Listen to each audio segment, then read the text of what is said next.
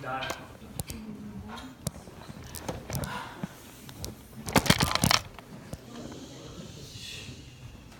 Difficult to formulate thoughts after that. I had read the play, but seeing it is ever more powerful, and I'm actually very eager to hear what others thought and what their reactions are. My reaction since the theme of the season, I think, has been questions, evocative questions that the plays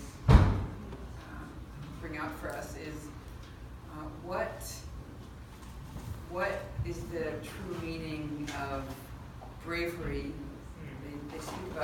They speak of bravery and courage much in the last third of the play, and of freedom, especially for somebody who's facing life and death. And if I may make the leap, especially this week, what's the meaning of independence and feminism for a group of women who work together facing life and death decisions? Daphne, can you share with us a little bit what your hopes are for the field, and what progress has been made in the last few years, and what we can hope to see? So I would answer that question along two parallel venues and paths. The first would be that for those who do choose, for whom courage is taking every single last-ditch effort to try to live the extra day, to cure themselves. There are scientific investigations that are extremely exciting.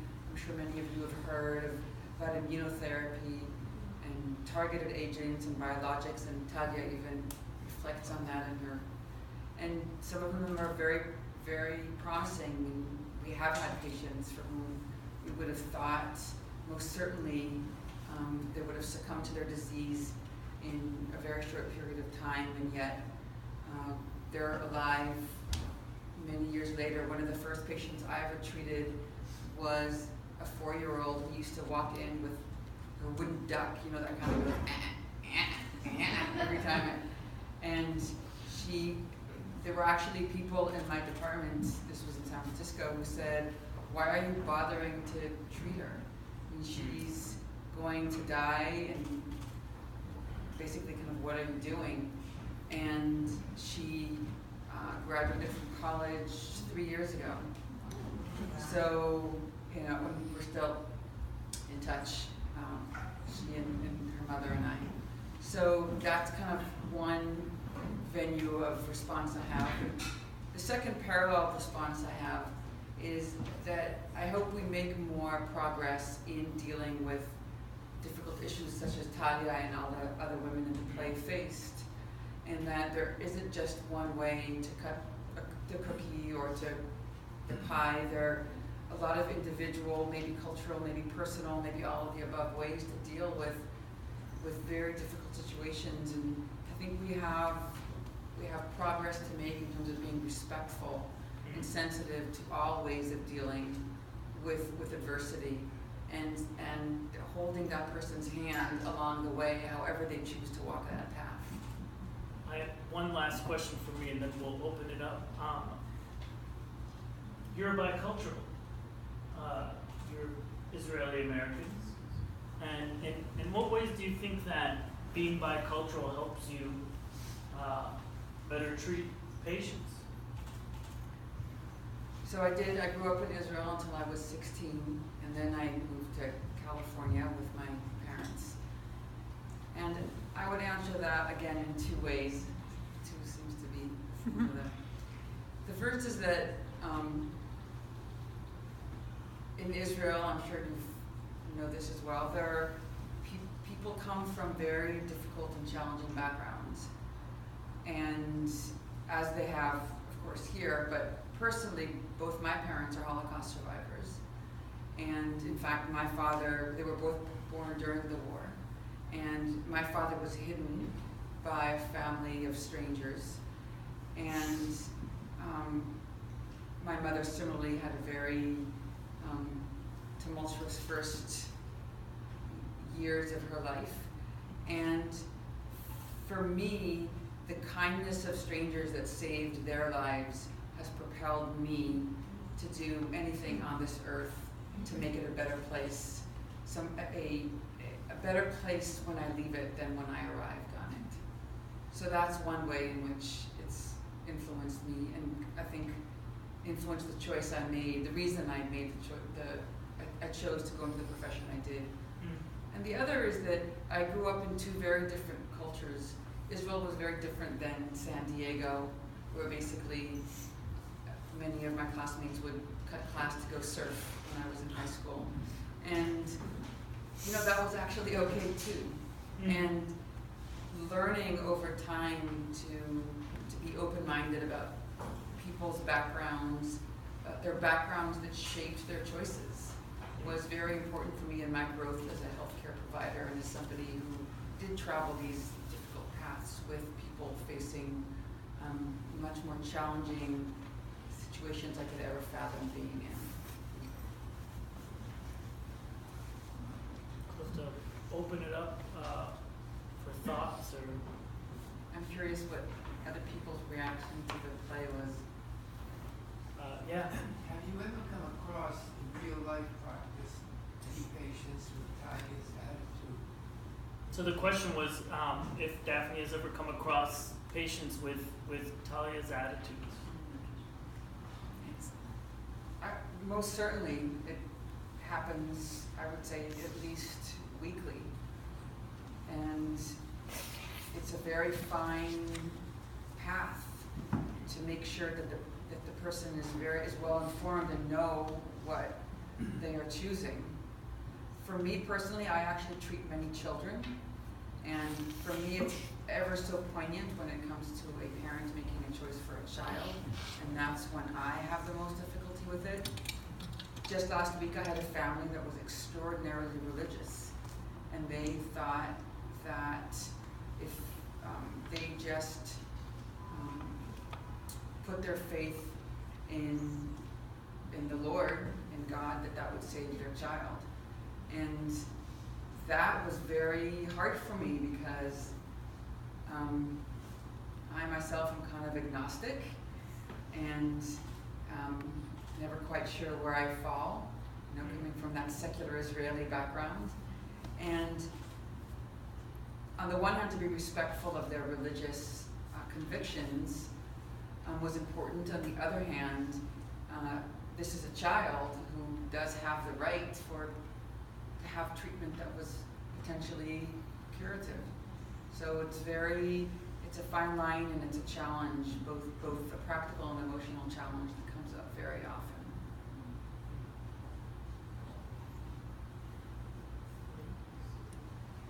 Yeah. So how do you know when is enough? When pursuing treatment is more harming their quality of life than they'll die. Because she knew early on that her quality of life would decline so much that she just didn't want to live that way. But we often, all of us, not all of us, we will often pursue treatment to somewhat to our detriment. So how do you know as a physician when they're going kind of too far? The question is, how do you know when is enough? And you know, when do you choose to extend or not extend, depending on the position in which a patient is in as a physician? Great question. I think it's actually not for me to decide when is enough. And the way I see my role is to gauge where that person is at that time and to try to make sure they're thinking about all the eventualities. And I've struggled with how to present that. In the play they say, do you think it's unethical to give a person false hope? And Of course, it's not ethical to give a person false hope, but one always has to have hope, because none of us is ultimately God. We don't actually know what tomorrow brings. So what I found myself telling patients is, think of the extremes, and I talk a lot to parents about the choices they're making for their child, and I say, think of the extreme. Think that you've done everything and your child still died, or think that you haven't taken the most aggressive treatment. And maybe it was converse. Think that you haven't taken the most aggressive treatment and your child has died, or think that you've done everything you can and your child has really, really suffered, and okay, either they die or they live, but now they have all these terrible side effects that they live with forever. And I'd say, if you can possibly try to put yourself in that situation, 6 months, a year, 5 years, 10 years from now, which is worse to you? Which can you live with more? Because so often it's not just about the person who's going to undergo that treatment. It's about everybody who's going to be left behind. And so for the parent who is the person who's going to be left behind, I very often say, which can you live with more? Which is the eventuality that hurts, that you feel that you will second guess yourself less for the rest of your life? And then that's the choice you have to make. I mean, of course, they're two terrible choices, and the extremes are terrible extremes, but at least that gives you I feel like that gives people a sense of how can they live ultimately with the choice that they're making, because we don't know what ultimately happened. Makes sense? I want to share with you all a quote that I shared with the cast right before we started tonight, which is our second performance of this, which Anat Govin, in one of her last interview, which was done just a couple weeks before she passed, and she passed 4 years ago this December of cancer, was they asked her, are you up, she was just coming off of talking about the horrible state of politics in the world, and they asked her, so aren't you optimistic? And she said, of course I'm optimistic, because somebody who's not optimistic has nothing to live for. And I often think of that phrase in terms of this end of life question. There's one of the, I think it's Emmanuel, who says, so you're not going to do anything, she says to Talia. And that's something that we're very sensitive to, because very often if you don't choose to have chemotherapy or surgery or an intervention, we think of that as doing nothing. But that's not doing nothing. There's a lot we can do other than giving chemotherapy or surgery or radiation or intervention. There's just being present with the patient and traveling that path with them. And the whole concept of doing nothing is something we really have to get away from, and it speaks to the sense of optimism. To me, it speaks to the sense of optimism that she expressed. That is, yeah. First thing I'd like to say is thanks for turning the air conditioner off. There's hope. So I was sort of perplexed with the whole play for a couple of different reasons. One, I loved Grandma, right? I loved her fight, I loved her spirit. I loved her just being there. It was nice to see that this other young lady actually reconnected with her daughter and started to build a relationship. But as an African American, I wasn't that comfortable that the one black woman had 6 kids at 29 and a husband that was weak, right? It gave me a different perception of who she was as a woman, who she was, what her family structure looked like. And when she talked about finally getting freedom, it connected to me a couple of different ways. So it wasn't just about the cancer, right, and fighting that, but even when she didn't answer the phone for her husband, right? So just that, it was quite, it was a lot there for me. It was a big mixture coming, as an African American male who know a lot of of strong women that don't have 6 kids, that are lawyers, that do very well and have families, and so that was sort of perplexing for me. When she talked to, I don't remember the name, but when she talked to the young lady that wanted to also give up, and when she said that she had responsibility, but she was foregoing her responsibility, that was also sort of a tough moment. To sort of like, how are you preaching to somebody that, and I understood she was saying, you got young kids, I have older kids, but kids are kids, right? And whatever. So for me, it's like when I just heard you say parents making decisions for their kids, but I also wonder when kids have to make decisions for their parents, how do you deal with that? Maybe the person is a little bit older and not necessarily as loose as this particular character. How does that work? How do you have to deal with those decisions? Jaronzie, yeah. To some of the things that you said. Hi, I'm the black woman. I think I can tell. So we're all sitting back there, and yeah, she says to me, she goes, "Whoa, did you even think of that?" And I think I consider myself a very thoughtful person who's also, very conscious and aware of, being a black woman in America. And I had not thought of what, my casting in that role did for that reading. And I don't know if God thought about it. I think we all know it's a Israeli play, and the role wasn't originally written for a black woman. I think she has 6 children and a very dependent husband, and these are things that and she's an Orthodox Jew, and I think that does transpose, interestingly, if we consider, like what those things mean for, I guess how we, assume, or I guess certain stereotypes or, like readings or, popular stories that we see in the theater, or how, black women are represented. So I thank you for pointing those things out. And yeah, I mean, I would say that, I don't know if this has a whole lot to do with,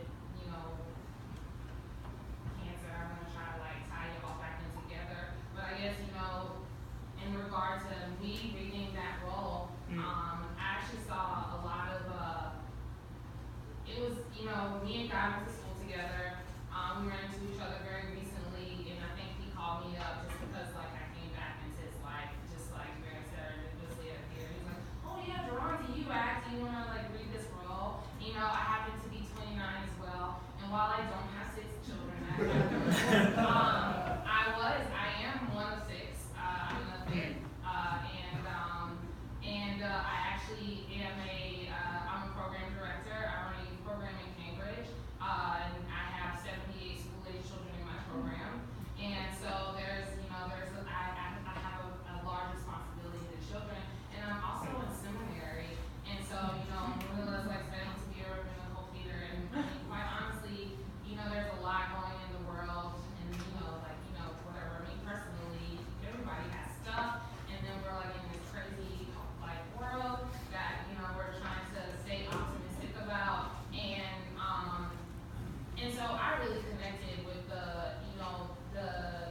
her strength, you know what I'm saying, and her faith, but also that moment where she does feel maybe maybe Talia has something when she's saying this is the line that really hit it for me was this isn't prolonging life, this is prolonging death, and we had a really awesome conversation about it, when we finished our first reading, and I actually don't think about death a lot, I'm very new to these topics, and life and death are, these timeless issues, but when we think of the advent of modern medicine and what it means, to be able to intervene and to prolong someone's life, but not necessarily know what that quality of life will be, or really how long how long their life can be prolonged,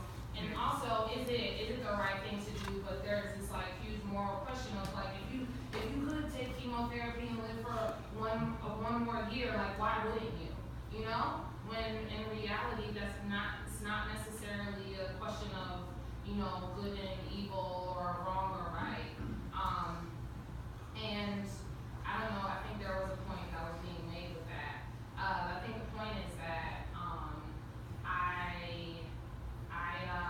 I think it's not necessarily, you know, I kind of you know, I saw strength and power, and I respected Talia's choice in the play, and you know, coming from a super duper Christian background, that I never thought, you know, that I would have that impulse, and I also think that you know, sometimes, you know, medical interventions are not necessarily showing how much we as human beings have come to value life, but how we, you know, come to exalt our own egos and, you know, sense of control of how much we can, you know, really exert our will on, you know, the way things turn. And those are my thoughts. I think, you know, to your question, that is, and to Jaronzie's response, yeah, I mean, we went to school together, and I've always wanted to work with you. So that's selfish, sort of, on the first level. But I did think of it actually 2 days ago when we were in rehearsal, and one line especially jumped, which was the back of the bus line. I was like, uh-oh, this is different, especially in a cast where Jaronzie is the only African-American person. And if we had more time in rehearsal, we certainly would have delved into that question. But I also think of you as an actress who in 20 years will play Talia, and in 45 years you'll play Keiller. I think the amazing thing, and something that's happened at this early stage, which we've had some backlash, which was interesting, but the first time it happened was when we did a show about Heidegger and Hannah Arendt, a play that took place during the Holocaust, and the young male who was supposed to play a young Orthodox Jew and a Holocaust survivor was a young African-American actor who went to school with me. And after the reading, people came up to me and said, well, that was interesting casting. And I said, oh, really? And the same thing happened after we did our Freud trilogy, in which through all the Freud plays, you know, we had Miranda Kregel, who was this incredible actress playing Anna Freud. And even the playwright who came here, because it was the world premiere, at the first rehearsal sort of looked at me and went, I would have never cast her. And I said, uh-huh. And she said, but she's really wonderful. And I said, what an amazing thing that we're able to get past that. But I do think that, I do appreciate your comment and your question to that. I think it certainly deserves thought, and in a full production it certainly would get a lot of rehearsal time to think about that. And thank you, Jaronzie, for yeah, Dahlia. I wanted to make a comment about that quality of life question, because I lost my father to cancer 17 years ago, and he was diagnosed, and within 11 weeks he was gone.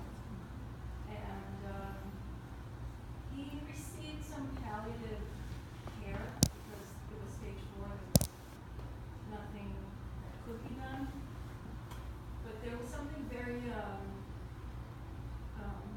precious about that time,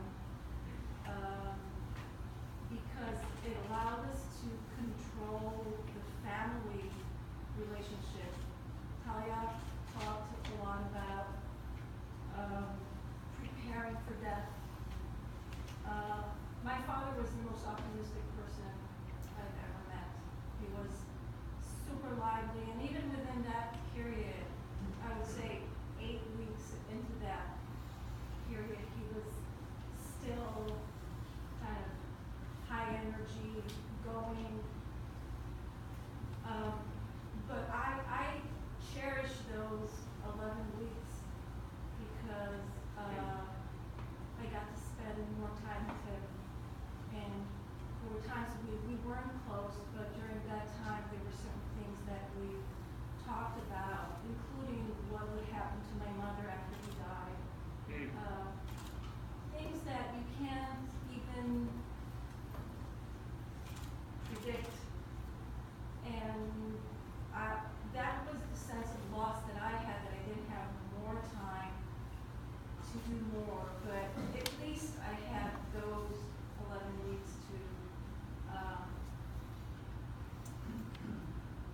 time. So I think it's a very precious time, and people who choose that path know what they're doing. And found a little like a really important gut feeling that should be respected. So I have a question for you, Dalia. Yeah. One of the last, if not the last thing that Talia says before Cass disconnects her is she says, I'm fighting for my life, she says. So I would think that you can relate to Absolutely. that. The picture that I had in my head when she said that was me with my 1.5-year-old baby, my son coming to visit my dad, and we were playing on the carpet, and he looked at me and he said, well, you really love him. And to me, that's probably the best memory that I have of my father interacting with the two of us. So yes, it is fighting for life. This is a very important moment in my age. Thank you for sharing. Yeah, Bruce and then Louis. So, I thought this was really very provocative and well done performance. Thank you for putting it on. I had a question about your suggestions. I know there's not one right way, but how can you support those who are surviving rather than dying? How do you help friends who have kids or spouses who are in the last stages of life? So the question was, how do you support those who are surviving, the friends and family of those who are in the last stages? So there are certain pearls I learned in medical school. I don't know if you,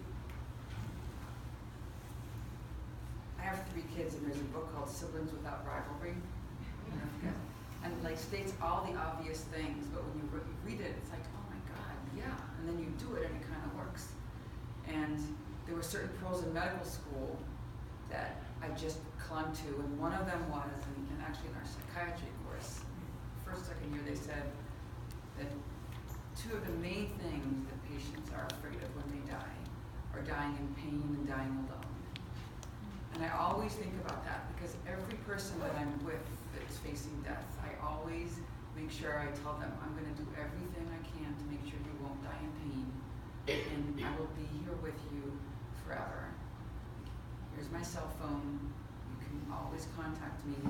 I will be here with you for anything you need. And I think, I actually remember, so this happens to be actually my wife, and I remember when her stepmother died, which was a horrible time, and it was Mother's Day.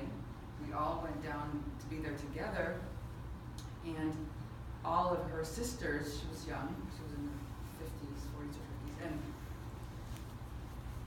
all of her sisters came to me because I was the doctor and I was supposed to, and said, what do we do, what do we do? And I actually shared that.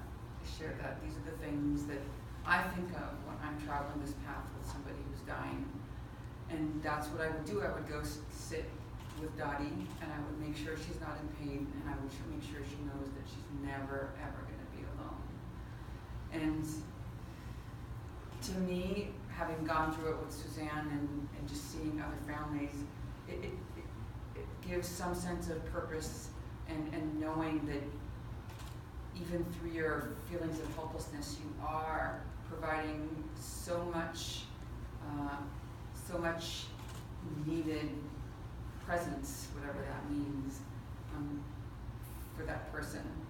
The other thing that's a little more practical that I think comes out is that I think it's important to be very honest with family and friends, because then they can, as Dalia was saying, they can prepare, and they can prepare for the process of dying, and they can prepare for how they're going to care for themselves after, where there's practical things like their finances, or where they're going to live, or what they're going to do. And then I guess ultimately being there for the living also, and always being available, and as a community. I mean, this is one of the most beautiful communities I've come across since we moved to Boston about a year ago, and communities like this are what help the surviving parent, spouse, child, sister, brother, knowing that the grieving person always has some place to go, always has some place, somebody to be with. They don't have to necessarily talk. They don't have to act a certain way or be a certain way. There is no right or wrong way to exist afterwards. There is no right or wrong way to grieve. And knowing that their community would be present.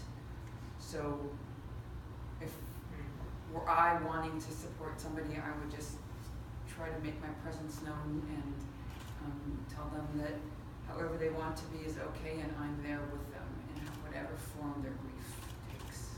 I don't know if that was Yeah, I too thought it was absolutely amazing reading, and it reminded me. I kept finding myself during the reading saying, "Yes, she's right," and then she's right, and a lot like how I felt when I was listening to "Oh God." You know, you can see both sides of the issue. There were 2 times when I felt that there was something that was said that was either incongruous or not reality. One was the line that we just talked about where Talia said, prolonging death, not prolonging life. So why did she say fighting for life? She should be fighting for death. So that didn't make sense to me. And also it wasn't reality to me when the doctor came out and he said that he wanted to make some public statement about how he was going to cure this ill patient. It just, you know, with people going on today, it just, you can't go publicly and start talking about the patient. even at the beginning when he Yeah. said, I Oh, think at it the was a beginning. joke. Yeah, it was a I joke. took it as a joke. Yeah, obviously it was a joke, but it just okay. didn't seem like a real joke to me. Because it's so far off. Yeah, yeah. Yeah. Yeah, we'll take one after another. Yes, with the glasses and well, you both have glasses. All right, The lady, the woman with the glasses, and then you. Yes, the red glasses. The subtleties and the complexities are quite wonderful, and one of the things that it left me wondering, so often it seems like the choices are so dichotomous. Either what we're doing is we're going to fight this thing, and we're fighting to get through it, and we're fighting to stay alive, and we're fighting for that, or we're recognizing that what's going on now is dying, and we're going to do that together and lovingly. Have you found a way of, I don't know, it's not like you're doing both, but sort of not stopping the treatment, but acknowledging that what's probably happening here is dying? That's such a great point, and I think what it brings up for me in hearing you talk is the fact that we're all constantly living and dying at the same time, right? Every day we're closer to death. So when we talk to a patient, it's not like, okay, you've chosen treatment, you've chosen radiation, say, that's what I do, and that's it, you're going. The reality is the conversation is always, how are you leaning? Okay, you could do it one day, and if tomorrow you decide you don't want it, that's okay. We'll have this conversation again. So it's very fluid. It's actually, you make a very good point because it's not dichotomous. It's actually very fluid, and I think allowing it to be fluid and allowing the decision and the understanding that it's a fluid decision to sink in is very important, because then people feel less, really less pressured. And right, you're right. It's an element change. Right, because the truth is, everybody can change their mind at any point. Yeah. One part that I didn't buy into is the length of time that was spent discussing legalities and the threats of suit and so on and so forth. And I'll disclaim I'm a lawyer, but I don't sue doctors. But I don't sue doctors. But I just, you know, I've had parents who've passed, and I've had wonderful doctors treating them, and at no time was the question, you know, maybe it in the doctor's mind, and I know there are a lot of people who pursue, you know, suits without merit, but I just couldn't believe that the doctor spent that time legal rights and having to get approval from above and so on and so forth. Is that reality, or is that a little bit the doctor just trying to justify his reason for fighting it? So Guy might be able to comment about this because I actually think I haven't practiced medicine in Israel, and I think that might have to do with laws that we're not really privy to here. Yeah. For us, we would never discuss legalities, but I can tell you that when people, and actually one of my responses to you was going to be about a parent, is that we always hope that people will express their wishes for the last days, weeks, months, years of their lives before they get sick, because then it's a much more straightforward, because then we actually can follow what their wishes were when they had time to think about it and discuss it with their loved ones. But when people don't express their wishes ahead of time, and when their relatives disagree, it's extraordinarily painful to maneuver those waters. And so that's one, and you've all seen it play out in the news. I mean, there are cases like this. But I think what's even more poignant for us now is in our society, it's not so much withdrawing care, it's hastening death. And the whole decision about people who want to hasten, to actively, for their physician to help them actively hasten death is a very charged, very difficult path for everybody, the patient and the healthcare providers alike. Isn't what was said in the play that doing nothing is doing something, and if that's what the patient wants? Right. You know, yeah, that may hasten death, but when I think hastening death, I think of, you know, the doctors who assisted suicides and things like that. That to me wasn't an assisted suicide Right. situation. It was not, and that's because that's not a legal path in Israel. It's not a legal path in this country either. It just, in some states, Washington State, but in 49 out of 50, it is not. I do want to share with you an image of Anat from the end, which I just think is kind of incredible. Anat passed away just at the opening of this play. And the last image of her, which Edna Mazia told me about, who was her best friend and the director